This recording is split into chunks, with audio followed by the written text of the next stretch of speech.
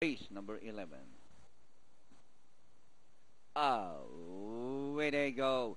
Escara from the outside is friendly fire. Bebot.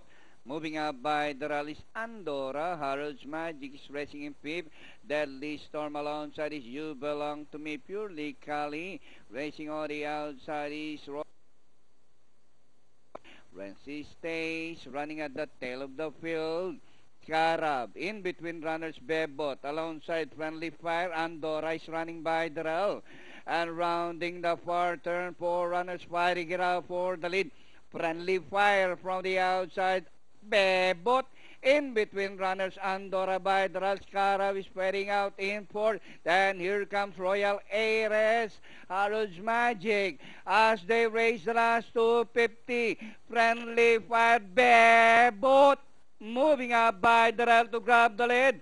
Bebot, Friendly Fire on the outside, firing it out for the lead. Royal Aires on the outside. Friendly Fire once again on the outside. Bebot by the rail. And finally, Friendly Fire. Bebot, Royal Aires, Harold's Magic, Scarab, and Andorra Super 6. 11-5.